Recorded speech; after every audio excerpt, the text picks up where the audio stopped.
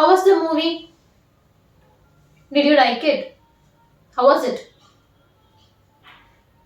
Okay. So இதுக்கு என்ன answer சொல்றது அப்படிங்கிறத இன்னைக்கு பார்க்க போறோம். இன்னைக்கு பார்க்க போறது என்னன்னா giving your opinion. Giving your opinion. So இப்போ இதை வந்துட்டு உங்களோட ஒப்பீனியன் கொடுக்கறதுக்கு ப்ளஸ் இந்த குரூப் டிஸ்கஷன்ஸ்ல கான்ஃபரன்ஸ்ல பேசுறதுக்கு இது எல்லாத்துக்கும் யூஸ் ஆகும். நம்ம யார்டினி மௌனியில பாத்தீங்கன்னா குரூப் டிஸ்கஷன்ல தனுஷ் எப்ப பாரு யாராவது ஏதாவது சொல்லும்போது யான்ட்டே இருப்பாரு. அதை தவிர வேற எதுவுமே அவருக்கு தெரியாது. வேற ஏதாவது பேசுங்கன்னா தமிழ்ல பேசுன்னு சொல்லுவாங்க. ஆனா இதெல்லாம் படத்துல தான் நடக்கும். நிஜத்துல நம்ம இங்கிலீஷ்ல தான் பேசணும்னா இங்கிலீஷ்ல தான் பேசணும். தமிழ்ல பேசினா தப்பு இல்லை அப்படி டைரக்டா சொல்றதுக்கு நான் இந்த வர மாட்டாங்க. ஸோ அது எப்படிங்கிறத கத்துக்க போறோம். நம்ம ஜென்ரலா எப்பயுமே ஒருத்தர் சொன்னதையே நம்ம திருப்பி சொல்றப்போ நம்ம என்ன யூஸ் பண்ணுவோம், இந்த ஆர்ல யூஸ் பண்ணுவோம். ஃபர்ஸ்ட் சோ அதுதான் அந்த யாயா. யாயா இல்லைன்னா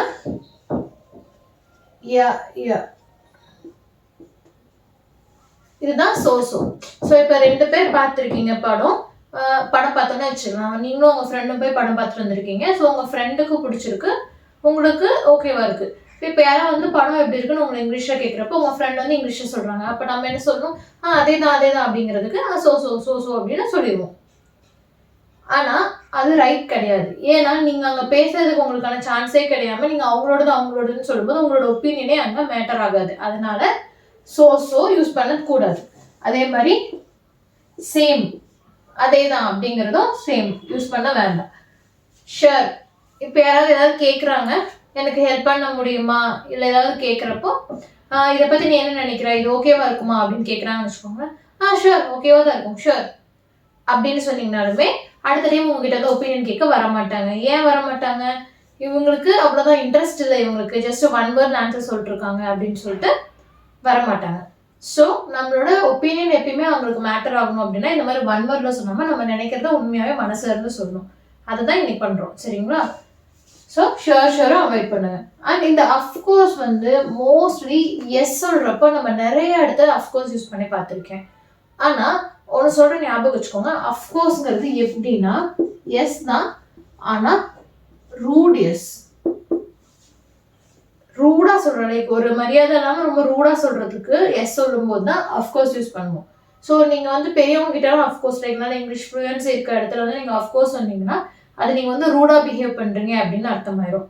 ஸோ அவங்க வந்து ரூடா யூஸ் பண்ண வேண்டாம். இந்த அஃப்கோர்ஸ் வந்து எப்ப நீங்க யூஸ் பண்ணலான்னு பாத்தீங்கன்னா ரொம்ப சில்லியான கொஸ்டின் யாராவது கேட்கறாங்க, ஏற்கனவே ஆன்சர் தெரிஞ்சுக்கிட்டே வேணும்னே கேட்கறாங்க அப்படிங்கிறப்போ நீங்க அஃப்கோர்ஸ் சொல்லலாம். சில்லி கொஸ்டின் இல்ல ஏற்கனவே அதுக்கு ஆன்சர் தெரியும் ஆனா நான் கேட்பேன் அப்படின்னு கேட்கறவங்களுக்கு அஃப்கோர்ஸ் சொல்லலாம். ஓகேங்களா? அதர்வைஸ் அஃப்கோர்ஸ் யூஸ் பண்ணாதீங்க. ஏன்னா அஃப்கோர்ஸ்ங்கிறது எஸ் வந்து ரொம்ப ரூடா சொல்ற மீனிங் வரும். ஓகே, அடுத்து மேபி.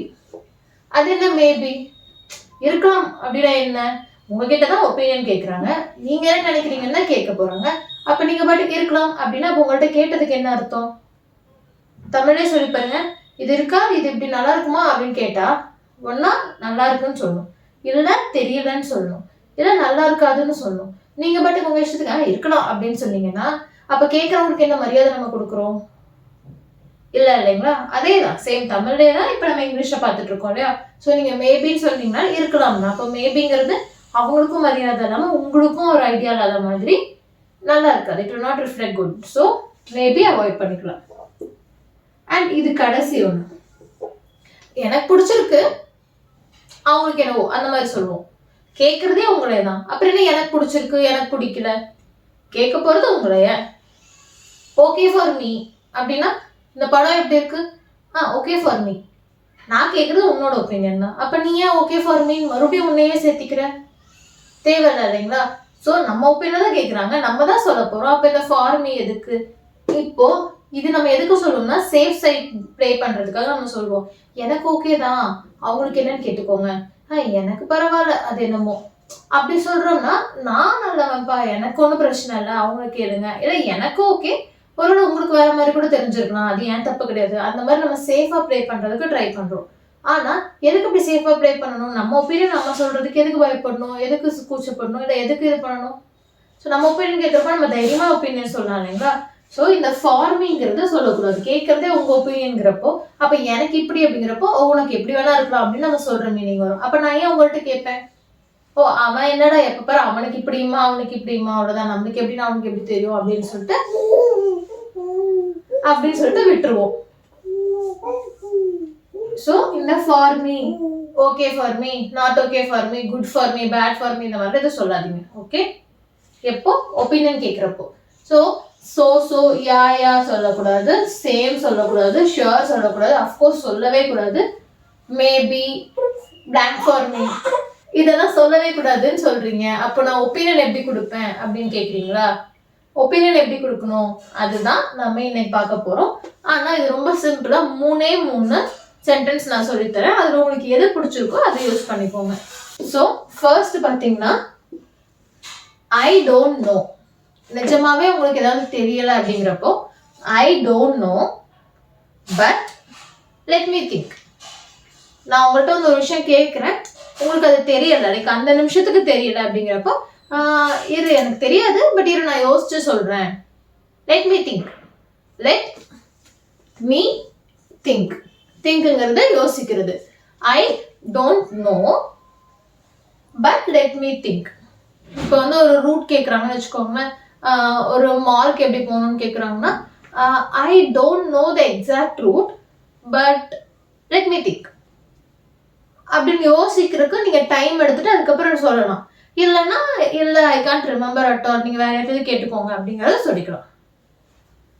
ஐ டோன்ட் நோ என்ன எதை கேட்குறாங்களோ அது, but let me think. Can you tell me how to go to the forum mall? I don't know the exact way but let me think. Next I have never thought about that but. இது வந்து நம்மளுக்கு அந்த நிமிஷம் தெரியல அப்படிங்கிறப்ப யோசிச்சு சொல்றதுக்கு. இது வந்து அதை பத்தி நீங்க இதற்கு யோசிச்சதே இல்லை.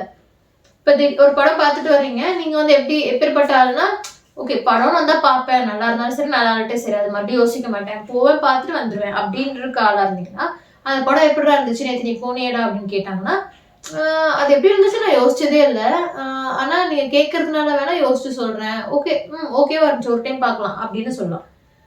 I have. I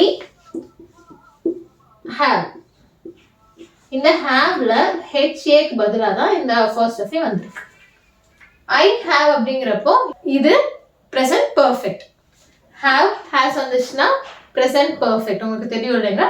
so ஐங்கிறதுனால has வர ஹேவ் வந்திருக்கு. ஐ ஹாவ் நெவர், நான் அதை பற்றி யோசிக்கவே இல்லை. Never thought about that. இங்க have வந்திருக்கிறதுனால இது வந்து verb 3 past participle வந்திருக்கு. Okay, I have never thought about that but. இப்போ நீ கேட்டதுனால but maybe இல்ல but let me think கூட ஆட் பண்ணிக்கலாம். let me think சொல்லிட்டு அதுக்கப்புறம் யோசிச்சுட்டு okay it will be good in that view also. Okay, இப்போ உங்களோட நியூ இயர் பிளான் என்ன அப்படின்னு யாராவது கேட்குறாங்க, உங்க ஃப்ரெண்ட்ஸ் வந்து இந்த நியூ இயர்க்கு என்ன பண்ற, என்ன பிளான் அப்படின்னு கேட்டா ஐ have never thought about that but I have to plan but let me think. So இந்த மாதிரி நம்ம ஆன்சர் பண்ணலாம். ஸோ ஃபர்ஸ்ட் வந்து எனக்கு தெரியாது, நான் யோசிக்கிறேன், இது வந்து நான் இதை பத்தி யோசிச்சதே இல்லை, ஸோ நீ கேட்டதுனால நான் உனக்கு யோசிச்சு சொல்றேன். இல்லை எனக்கு இது ரெண்டுமே வேண்டாம், எனக்கு ஜஸ்ட் என்னோட ஒப்பீனியன் சொன்னா போதும் அப்படின்னு நினைச்சீங்கன்னா தேர்ட் ஒன் ரொம்ப சிம்பிள், இட் வாஸ் இன்ட்ரெஸ்டிங். அவ்வளோதான். இங்கே வந்து உடனே நான் it was interesting for me அப்படின்னு ஆட் பண்ணுவேன்னா கூடாது. இட் வாஸ் இன்ட்ரெஸ்டிங் கேட்கறது உங்களைங்கிறப்போ நீங்கள் உங்களோட ஒப்பீனியன் தான் சொல்ல போறீங்க. Okay okay. ஸோ இப்போ நான் கேட்குற கொஸ்டின்ஸ் இதுக்கு நீங்கள் ஆன்சர் சொல்லுங்க. இதில் எது உங்களுக்கு ஆன்சராக இருக்கும்னு சொல்லுங்க. ஓகே ஓகே, மூவியே சொல்லலாம். when did they announce the release of so and so movie அப்படின்னு கேட்டேன்னா எது சொல்றீங்க? ஒன்னா உங்களுக்கு தெரியாது, இல்லைன்னா அதை பத்தி நீங்க யோசிக்கல. மோஸ்ட்லி உங்களுக்கு மூவி டேட்டுங்கிறப்ப நீங்க அதை பத்தி யோசிக்க தேவையில்ல, அது உங்களுக்கு தெரியாது அப்படின்னா தான் கரெக்டா? Okay. when did they exactly release this award function? I don't know when they release but let me think. அடுத்து உங்களுக்கு ஞாபகம் தான் ஆன்சர் சொல்லுங்க. Okay. So how was the JB movie? It was interesting. Super, very good, awesome, wonderful இந்த வார்த்தைகள்லாம் இருக்கு. But நீங்க வந்து சிம்பிளா ஃபிளாட்டா மெயின்டைன் பண்ணணும்னா இட் வாஸ் இன்ட்ரெஸ்டிங் சொல்லுங்க. ஸோ தட் உங்களுக்கு வந்துட்டு உங்களுக்கு பிடிச்சது அவங்களுக்கு பிடிக்கல, அது பிடிக்குது பிடிக்காம போகுது அப்படின்லாம் வராது. ஏன்னு பார்த்தீங்கன்னா இப்போ நீங்கள் ஒரு படத்தையோ இல்லை ஏதோ ஒரு ஷோவையோ நீங்கள் சூப்பர்னு சொல்லிட்டீங்க, உங்கள் ஃப்ரெண்டு போய் பார்த்துட்டு வந்து அது சரி மொக்கடா இவன் சூப்பர்னு சொன்னான் இவன்கிட்ட கேட்கவே கூடாதுன்னு நினைப்பாங்க. அதுவே இன்ட்ரெஸ்டிங்கிற வார்த்தை யூஸ் பண்ணீங்கன்னா, இன்ட்ரெஸ்ட்ங்கிறது ஒருத்தருக்கு வேறுபடும். எனக்கு இன்ட்ரெஸ்டா இருக்க ஒரு விஷயம் உங்களுக்கு அது இன்ட்ரெஸ்ட் இல்லாம கூட போகலாம். ஸோ உங்களுக்கு இன்ட்ரெஸ்டா இருக்க விஷயம் எனக்கு இன்ட்ரெஸ்ட் இல்லாம போகலாம். அதனால இன்ட்ரெஸ்டிங்கா சொல்லிட்டீங்கன்னா அது வந்து ஒருத்தரோட பர்சன் டிபெண்ட் ஆகும். ஸோ இன்ட்ரெஸ்டிங்கிறப்ப நம்ம சேஃபா ப்ளே பண்ணலாம். இங்க இந்த பிளாங்க் ஃபார் மீ சொல்லி சேஃபா ப்ளே பண்றது நினைச்சு, ஆனா அது தப்பு. பட் இங்க இட் வாஸ் இன்ட்ரெஸ்டிங் சொன்னீங்கன்னா நீங்க உங்களுக்கு தெரியாம நீங்க சேஃபா தான் ப்ளே பண்றீங்க. ஸோ இன்ட்ரெஸ்ட் மாறுபடும். ஓகேங்களா? ஓகே. ஸோ என் கூட சேர்ந்து சொல்லுங்க. I don't know. டோன்ட்ங்கிறது டூ நாட். இந்த ஓக்கு பதிலா first of I do not know. I don't know. But let me think. இல்ல உங்களுக்கு அந்த क्वेश्चनே இங்க போட விருப்பம் இல்லைன்னா கேப் விடுங்க. கேப் கொடுத்தீங்கன்னா உங்களோட டோன் லோ பண்ணீங்கன்னா உங்களுக்கு அந்த மீனிங் கொடுத்துரும். I don't know. But let me think. Next சொல்லுங்க. I have never thought about that. But இப்ப இந்த I have ஐ ஹாவ்னு நீங்க சொல்லலாம். இல்ல ஐ ஹாவ்ங்கிறத ஐவ்னு சொல்லணும். ஐக்கு ஐ ஹாவ்ங்கிறத ஐவ், தேவ், வீவ் அப்படின்னு சொல்லலாம். ஓகே. ஹாவ்ங்கிறது நம்மளுக்கு யூ, ஐ, தே, வி இந்த நாளுக்கு தான் வரும் இல்லைங்களா? So I, you, they've, we've. இதே ஹீ ஷீ இட்டுக்கு ஹேஸ் வரும். He's, she's, it's. Okay? Okay. So, I've never thought about that. இவ்வு வரணும் இல்லைன்னா ஐ சொல்றீங்கன்னு நினைச்சு நீங்க தப்பா சொல்றீங்கன்னு தோணிடும். Okay. I've never thought about that, but உங்களோட ஸ்டேட்மெண்ட் கம்ப்ளீட் பண்ணிக்கலாம். ஓகே. இல்லைன்னா it was interesting. Okay. So, how was this class? Answer வந்து எனக்கு கமெண்ட்ல சொல்றீங்க. Okay. So, when was the last time you saw a new movie in theater? இதுக்கான ஆன்சரையும் கமெண்ட்ல சொல்றீங்க. ஓகே. ஓகே. ஸோ இந்த கிளாஸ் உங்களுக்கு புரிஞ்சிருக்கும்னு நினைக்கிறேன். ஸோ ஏதாவது டவுட்ஸ் இருந்துச்சுன்னா கமெண்ட்ல சொல்லுங்க. இதுக்கு மேல உங்க opinion same, of course, maybe, sure, happy for me, okay for me இந்த மாதிரிலாம் சொல்லாம இந்த மூணுல எதோ ஒன்று யூஸ் பண்ணீங்கன்னா உங்களோட இங்கிலீஷ் இங்க இல்லாம இங்க இருக்கும். ஓகே. ஓகே. Thank you.